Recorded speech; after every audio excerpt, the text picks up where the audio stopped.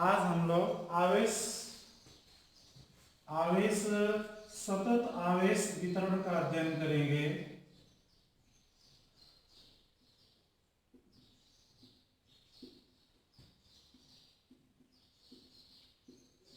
आप यहाँ देखिए, आज हम लोग सतत आवेश वितरण का अध्ययन करेंगे। इसको सतत को अंग्रेजी में कंटिन्यूअस कहा जाता है, कंटिन्यूअस चार्ज डिस्ट्रीब्यूशन। अब ये होता क्या है, जब किसी वस्तु पर आवेश की मात्रा अत्यधिक होती है और आवेश पास पास होते हैं तो उसे हम क्या कहते हैं, सतत आवेश वितरण कहा जाता है। अब एक बार ध्यान दीजिए, सतत आवेश वितरण किसे कहेंगे, जब किसी वस्तु पर आवेश की मात्रा अधिक हो और आवेश बहुत पास पास होते हैं तो उस घटना को या उस स्थिति में हम क्या कहते हैं, आवेश का सतत या सतत आवेश वितरण कहा जाता है। ये सतत आवेश वितरण तीन प्रकार का होता है। पहला है रेखीय आवेश वितरण। पहला क्या है, रेखीय आवेश वितरण। ये फर्स्ट है लीनियर रेखीय आवेश वितरण।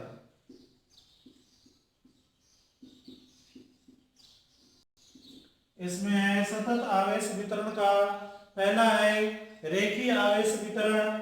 रेखीय आवेश वितरण का मतलब होता है कि जब कोई आवेश जैसे तार है, बेलन है, इस प्रकार की वस्तुओं पर एक समान रूप से वितरित होता है तो इसे हम रेखीय आवेश वितरण कहा जाता है। फिर एक बार आप देख लीजिए, रेखीय आवेश वितरण क्या है, जब किसी वस्तु पर आवेश का वितरण वस्तु की लंबाई या चालक की लंबाई के अनुदिश होता है तो उसे हम रेखीय आवेश वितरण कहा जाता है। अब इसमें आता है रेखीय आवेश घनत्व। क्या आता है, रेखीय आवेश घनत्व। रेखीय आवेश घनत्व का मतलब होता है कि जब चालक की प्रति इकाई लंबाई पर आवेश की मात्रा जो स्थित होती है उसे हम क्या कहेंगे, रेखीय आवेश घनत्व कहा जाता है। सपोज कर लीजिए कि इस पर प्लस क्यू कूलम का आवेश है और इसकी लंबाई कितनी है, एल है, तो रेखीय आवेश घनत्व बराबर क्या हो गया, कुल आवेश बटे कुल लंबाई। कुल आवेश बटे कितना हो जाएगा, कुल लंबाई।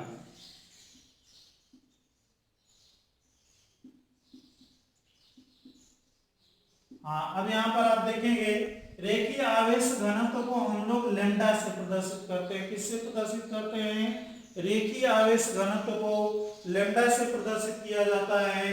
लैम्डा बराबर कितना हो जाएगा, कुल आवेश कितना है, Q हो जाएगा और इसकी लंबाई कितनी है, L है। इसका मात्रक क्या हम लोग लिख देंगे, रेखीय आवेश घनत्व का मात्रक आप क्या लिखेंगे, आवेश का मात्रक क्या है, कूलम। आवेश का मात्रक क्या है, कूलम और लंबाई का मात्रक क्या है, मीटर। तो आप यहाँ आपने देखा कि जब आवेश किसी चालक पर उसके लंबाई के अनुदिश वितरित होता है तो उसे रेखीय आवेश वितरण कहा जाता है। रेखीय आवेश घनत्व किसे कहेंगे, चालक की प्रति एकांक लंबाई में या लंबाई पर स्थित आवेश की कुल मात्रा रेखीय आवेश घनत्व कहलाती है। रेखीय आवेश घनत्व बराबर होता है कुल आवेश बटे कुल लंबाई। यदि इस पर आवेश की मात्रा कितनी है, Q है, और इसकी लंबाई कितनी है, L है, तो रेखीय आवेश घनत्व लैम्डा बराबर कितना हो जाएगा, Q/L। आवेश का मात्रक क्या होता है, कूलम होता है, और लंबाई का मात्रक क्या होता है, मीटर होता है। इसलिए यहाँ पर हम लोग रेखीय आवेश घनत्व का मात्रक क्या लिखेंगे, कूलम प्रति मीटर। अब दूसरा आता है, सेकंड इसका है पृष्ठ आवेश घनत्व।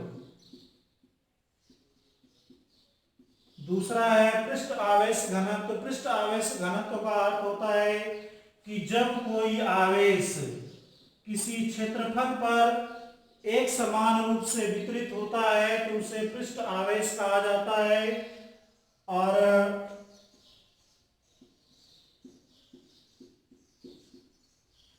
जब कोई आवेश किसी पृष्ठ पर वितरित होता है, या हम कह सकते हैं कि जब कोई आवेश द्विविमीय निर्देश तंत्र में एक समान रूप से वितरित होता है तो उसे पृष्ठ आवेश वितरण कहते हैं। और जैसे आप यहाँ पर एक कोई पृष्ठ हो गया, इस पर प्लस क्यू कूलम का आवेश द्विविमीय स्थिति में वितरित है तो इसे आप क्या कहोगे, पृष्ठ आवेश वितरण हम कहेंगे। और इसका होता है पृष्ठ आवेश घनत्व।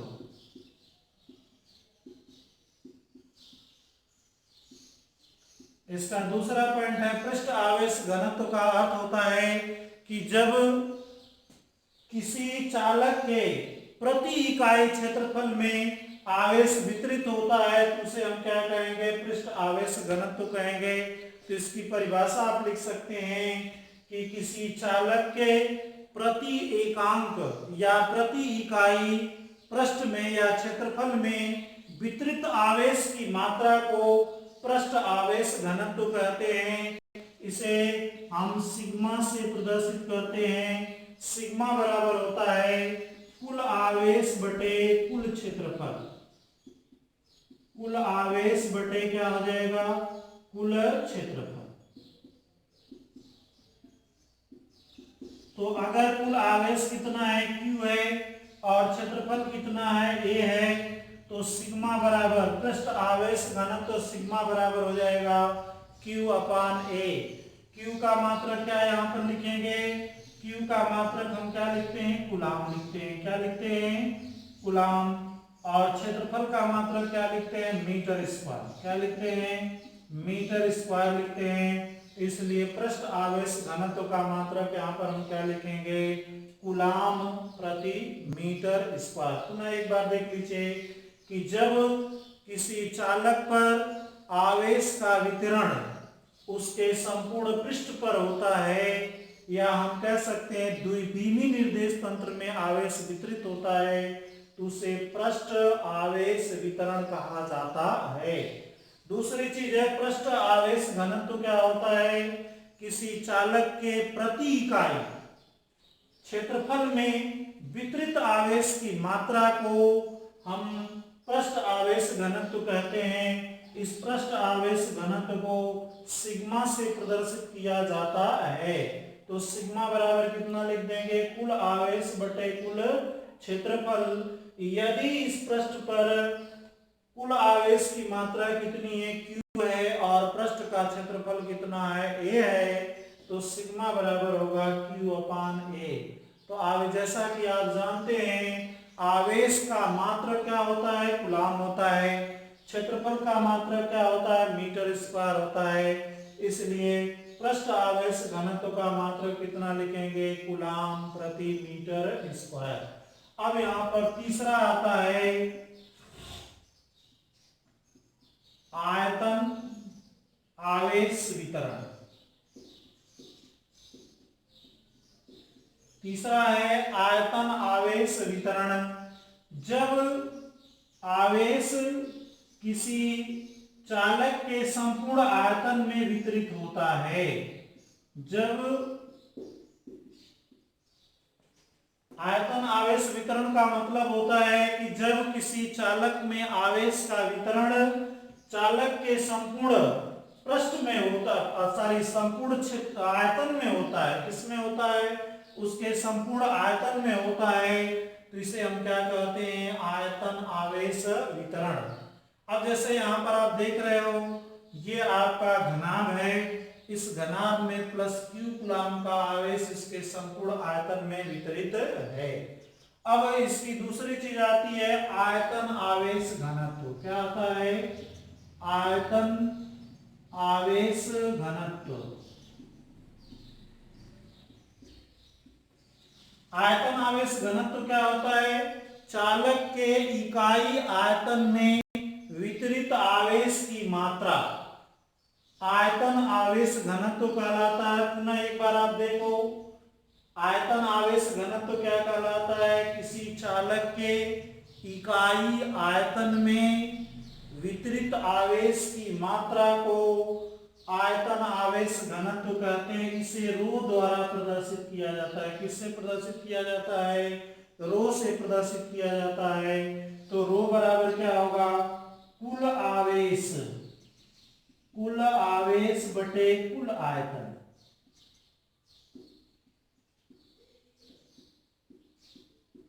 तो यहाँ पर कुल आवेश की मात्रा कितनी है? Q है, और कुल आयतन V है। तो आवेश घनत्व, आयतन आवेश घनत्व रो बराबर कितना होगा? Q/V। इसका मात्रक कितना आप लिख देंगे? इसका मात्रक हो जाएगा, Q का मात्रक कितना लिखेंगे? कूलाम, और आयतन का मात्रक कितना होता है? Metre power 3। तो कूलाम प्रति घन मीटर।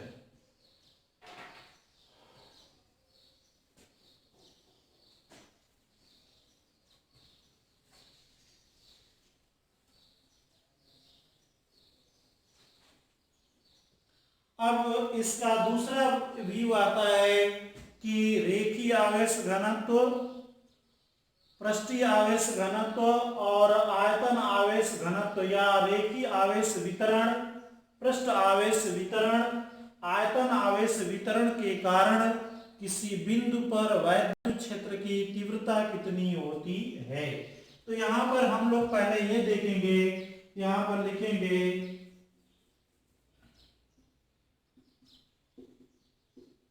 आवेश वितरण के कारण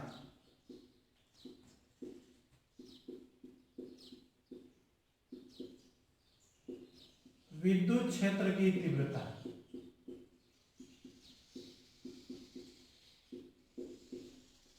अब अगला आपको क्या पढ़ना है? इसी का दूसरा भाग है आवेश वितरण के कारण विद्युत क्षेत्र की तीव्रता। तो बच्चों हम लोग ये जानते हैं कि यदि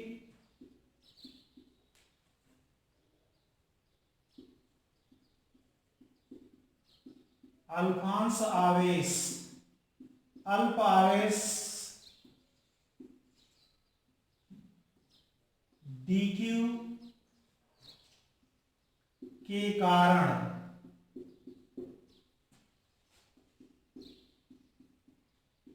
बिंदु P पर विद्युत क्षेत्र, विद्युत क्षेत्र की परिभाषा मान लीजिए, इसके कारण विद्युत क्षेत्र कितना है? dE है। तो विद्युत क्षेत्र बराबर कितना होगा? 1/4πε0 dq/r² इंटू एकांक सदिश। और संपूर्ण आवेश के कारण कितना हो जाएगा?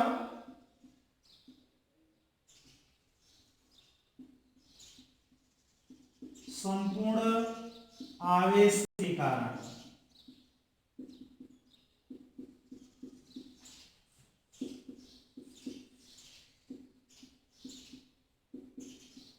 विद्युत क्षेत्र की तीव्रता E बराबर, हम इसको लिख सकते हैं, इसको हम लोग समाकलन के रूप में इसको लिख सकते हैं। कितना लिख दें? dE लिख सकते हैं, या इसी को लिख सकते हैं 1/4πε0 dq/r² इंटू एकांक सदिश r। अब इसके 3 प्रकार के विद्युत क्षेत्र होंगे। पहला हम लोग यूज करेंगे रेखीय आवेश वितरण के कारण, दूसरा पृष्ठ आवेश वितरण के कारण, और तीसरा है आयतन वितरण के कारण। तो पहला हम लोग देखते हैं रेखीय आवेश वितरण के कारण वैद्युत क्षेत्र। तो बच्चों इस फार्मूले का हम लोग यूज करेंगे, और यूज करने के बाद हम लोग कैलकुलेट करेंगे कि रेखीय आवेश वितरण के कारण किसी बिंदु पर विद्युत क्षेत्र की तीव्रता कितनी होती है। तो यहां पर हम पहला लिखते हैं रेखीय आवेश वितरण के कारण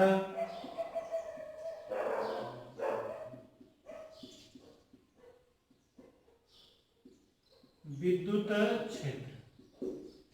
ये आपका पहला है रेखीय आवेश वितरण के कारण विद्युत क्षेत्र। अब बच्चों यहाँ पर एक छोटा सा हम ये मान लीजिए आपने एक तार ले लिया जिस पर आवेश की मात्रा कितनी है +q कूलम है, और इससे स्मॉल r दूरी पर इस पर +q कूलम का आवेश है, और एक छोटा सा एलिमेंट लेते हैं। कितना लेते हैं? छोटा सा एलिमेंट लेते हैं। ये इस तार का छोटा सा एलिमेंट है जिस पर आवेश की मात्रा कितनी है dq है, और आवेश घनत्व कितना है इसका? आवेश रेखीय आवेश घनत्व, रेखीय आवेश घनत्व को लैम्डा से प्रदर्शित, लैम्डा बराबर आप कितना लिख सकते हैं? अगर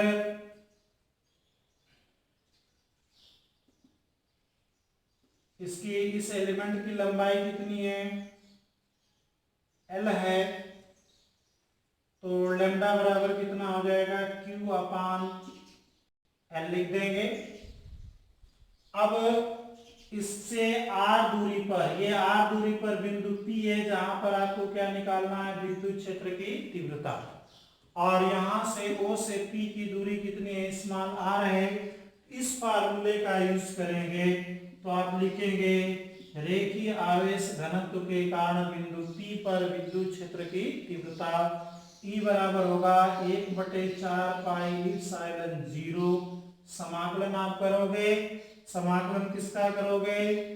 dq अपान r स्क्वायर इंटू एकांक सदिश r।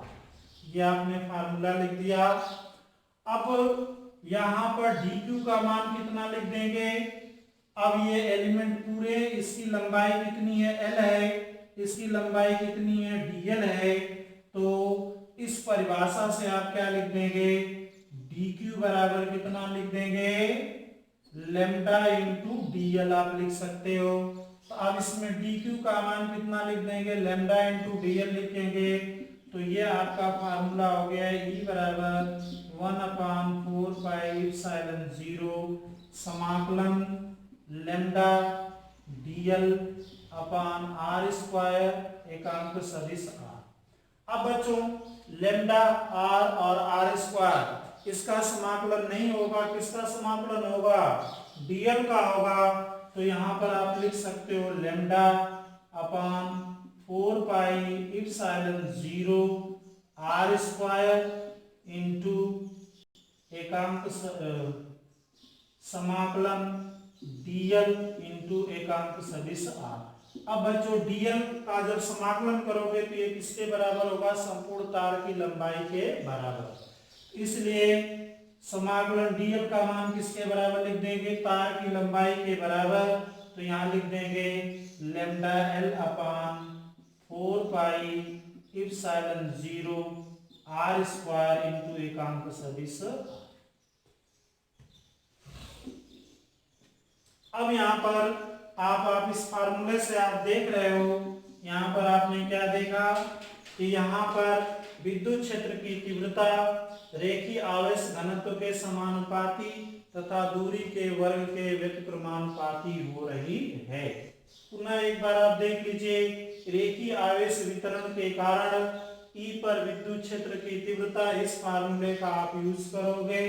अगर इसका रेखीय घनत्व कितना है? लैम्डा है, तो आप यहाँ dq के स्थान पर क्या लिख सकते हो? लैम्डा dl रख सकते हो। यहाँ लैम्डा dl आप रख दिया। इसके बाद लैम्डा बटे r स्क्वायर बाहर कर लिया। dl का समाकलन करोगे तो किसके बराबर हो जाएगा? तार की लंबाई के बराबर। तो लैम्डा L अपान 4 pi epsilon 0 r square into एकांक सदिश r।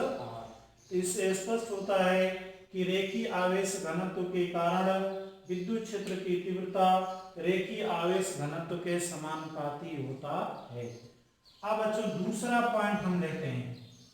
दूसरा पॉइंट में क्या लेंगे? दूसरा है पृष्ठ आवेश वितरण के कारण। सेकंड है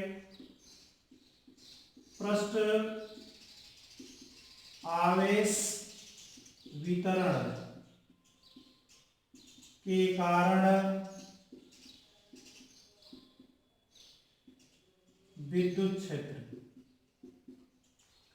अब जैसे आपने ये कोई पृष्ठ ले लिया, पृष्ठ का एक छोटा सा एलिमेंट ले लिया, जिसका क्षेत्रफल कितना है, ds है, जिसका क्षेत्रफल कितना है, ds है, इससे स्मॉल r दूरी पर बिंदु P स्थित है जहां पर विद्युत क्षेत्र की तीव्रता ज्ञात करनी है। तो यहाँ पर पृष्ठ आवेश घनत्व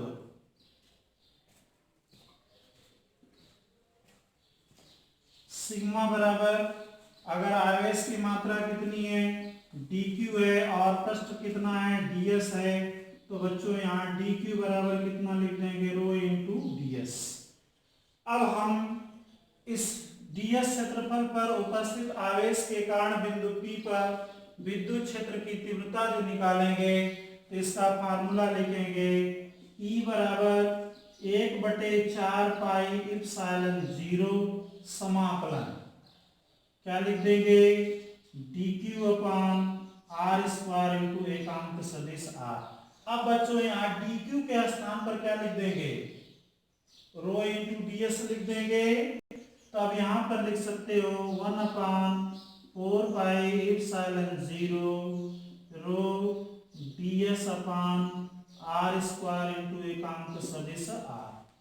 अब बच्चों ds का केवल किसका समाकलन होगा, केवल ds का समाकलन होगा। तो ds का जब आप समाकलन करोगे तो ds किसके बराबर होगा, संपूर्ण क्षेत्रफल के बराबर। तो यहाँ पर अलग से आप लिख सकते हो समाकलन ds बराबर क्या हो गया, क्षेत्रफल s या a, या इसको क्या लिख देंगे, a लिख सकते हो, जहाँ a क्या है, इस चालक का संपूर्ण पृष्ठ हो गया। तो इसको आप क्या लिख सकते हो, E बराबर 1/4 पाई इप्सिलॉन 0 इंटू, यहाँ पर क्या लिखोगे, sigma a upon r square into. तो बच्चों ये आपका फार्मूला हो गया। तो ये पृष्ठ के कारण हो गया। तीसरा आपका आता है जो थर्ड पॉइंट है,